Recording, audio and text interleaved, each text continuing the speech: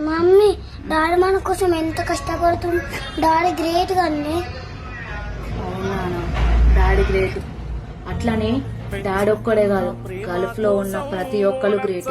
వాళ్ళు తల్లిదండ్రులను, భార్య పిల్లలను, తోడబుట్టిన వాళ్ళని అందరు నడిచిపెట్టిపోయి టైంకు తిన్నా తినకున్నా ఎంతో కష్టపడి పని చేసుకొని వచ్చి మనకు ఒక ఫోన్ కాల్ చేయంగానే మీరు మంచిగా ఉన్నారా అని ఒక చిరునవ్వు నవ్వుతారు చూసినావా, దాన్ని చూసి అబ్బా మనోళ్ళు మంచిగా ఉన్నారు అనుకుంటాం.